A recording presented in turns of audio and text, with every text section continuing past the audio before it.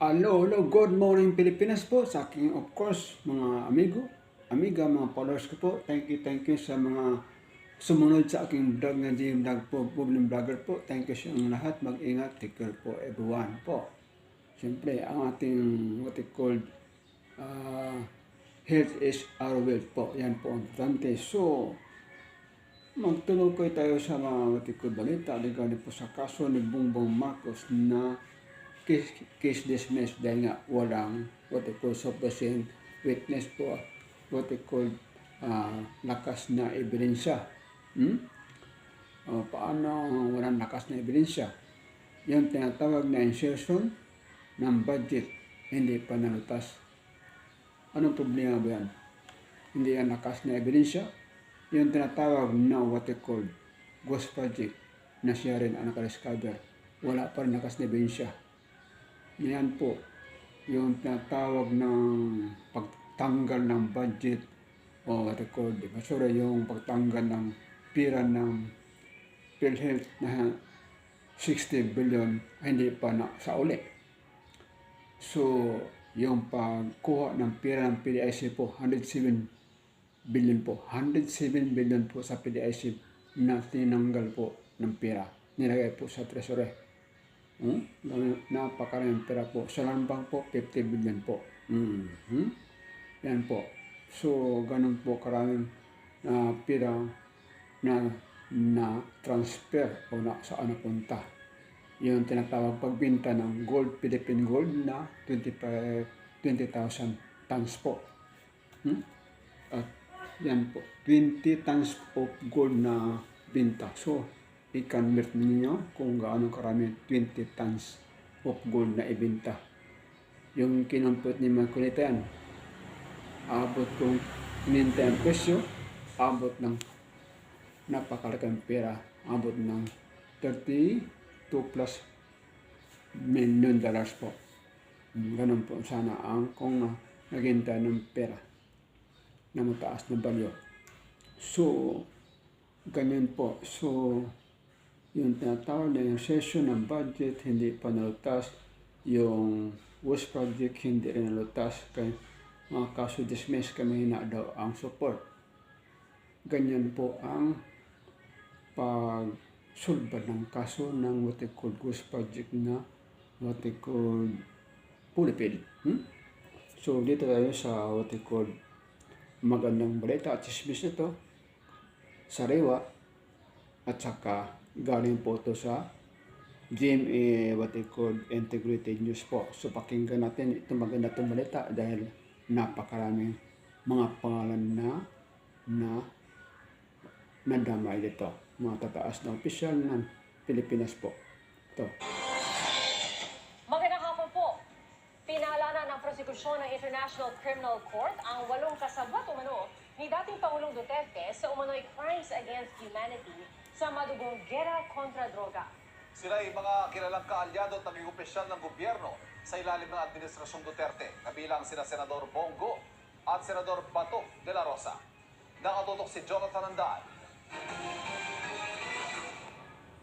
Sila ang 8 co-perpetrators o kasabwat umano ni dating Pangulong Rodrigo Duterte sa crimes against humanity na pinangalanan ng prosekusyon sa International Criminal Court. Si Senador at dating PNP Chief Bato de la Rosa, dating CIDG Deputy Director for Operations at kalaunay naging acting PNP Chief Vicente Danao. Ang namayapa ng dating PNP Chief na si Camilo Cascolan, dating PNP Chief Oscar Alpayalde, Senador at dating Special Assistant to the President Bongo, dating NBI Director Dante Giran, dating PIDEA Chief Isidro La Peña at si dating Justice Secretary Vitaliano Aguirre. Bukod sa kanila, meron pang ibang miyembro ng PNP at mga matataas na opisyal ng gobyerno na hindi pinangalanan sa dokumento. Sinubukan namin silang kunan ng pahayag pero wala pa silang tugon sa ngayon. Kagabi lang isinapubliko ng ICC ang mga pangalan nila sa DCC o Document Containing Charges. Noon na kasing nilabas ng ICC ang dokumento noong Setyembre, redacted o tinanggal ang mga pangalan nila. Pagsapit ng Nobyembre, sinabi ni Ombudsman Jesus Crispin Remulla, may warrant of arrest na laban kay Senador Bato. Simula noon, hindi na pumasok sa Senado si De La Rosa. Sa ngayon, wala pang kumpirmadong warrant of arrest laban sa 8 pangalan. Pero posible rin umano silang maaresto, sabi ng isa sa mga abogado ng mga biktima ng war on drugs. Sa ngayon, wala tayong alam. Pero pwede rin meron na, kaya nga nagtatago. Pero ang iintayin po natin ay side-issued warrant of arrest. Hindi na raw nagulat ang kampo ng mga biktima sa mga pangalang inilabas ng ICC na kasabwat umano ni Duterte sa crimes against humanity. Ang napansin lang daw nila, Davao Boys ang karamihan sa mga ito. Ibig sabihin talaga, mahigpit ang koneksyon dun sa Davao Death Squad killings na ipinaparatang from 2011 to 2016. Tapos, in-implement nila nationwide from 2016 to 2019. Ito ay mga pulis Davao na ibinato sa iba't ibang unit. Pinilit siguraduhin or in-ensure na may impunity. Na hindi lang yung tagagawa ng krimen, ang Davao Boys, kundi yung dapat mag-iimbestiga ng krimen, Davao Boys din. Kaya may NBI, meron pong PIDEA, merong Secretary of Justice. Naging Davao City Police Chief sina De La Rosa, Danao at La Peña. Mula naman sa Davao Regional Police Office si Cascolan, habang si Giran Davao Regional Director ng NBI. Si Go, longtime aide at assistant ni Duterte. Wala pa noong nagsisilbi ito sa Davao City LGU. Patay sa document containing charges mula 2011 noong mayor ng Davao City si Duterte hanggang 2019 na presidente na ito, nagkaroon umano si Duterte at mga kasabot niya ng common plan o kasunduan para inutralize ang mga kriminal na sangkot sa illegal na droga sa pamamagitan ng pagpatay. Noong mayor pa siya, ginamit raw ni Duterte ang mga pulis at ilang civilian hitmen o ang DDS o Davao Death Squad para pumatay. Nang maging Pangulo, inappoint ni Duterte ang kanyang mga co-perpetrator mula Davao City sa mga high-level national position. Dito na itaguyod raw nila ang isang network na kasama na ang Estado tulad ng law enforcement agencies gaya ng PNP, PIDEA, NBI at maging Bureau of Corrections.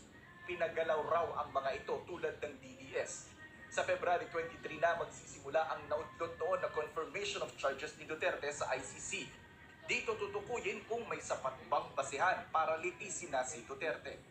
Para sa GMA Integrated News, Jonathan Andal, nakatutok. Introducing Yan po ang balita bago. Latest balita po yan galing po sa GMA News po, Integrated. Kaya ang tambayan po na to kung anong kasunod regarding po sa mga sinabing mga bagong pangalan po. Napakaraming po ang mga high-ranking officials na binanggit po tungkol kay perpetrator daw, kay dating Presidente Rodrigo Duterte sa mga ganyang kaso sa drug kontra sa drug war po sa panahon po ni Duterte. Ganyan po ang bagong balita regarding maaari daw anytime madarating na warrant of arrest sa mga taong napangalanan po sa IC po. As sinabi po ni what we call tunay na mga victims niya si Conti ay maaring may darating o may lalabas na what we call warrant of arrest sa mga taong high officials sa Pilipinas po na kasama po sa ni dati po na Presidente Rodrigo Duterte po. Ganyan po ang latest balita ng galing po sa GMA Integrated News po. So, thank you mga amigo, amiga. Sana ay mayroon kayong natutunan sa aking problem vlogger po, GM Vlog.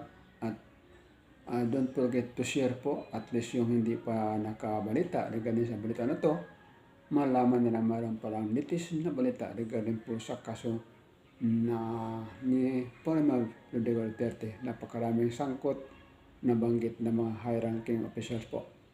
So again, thank you sa inyo lahat. Mag-ingat po. Don't forget to like, share po. Bye-bye. God bless everyone.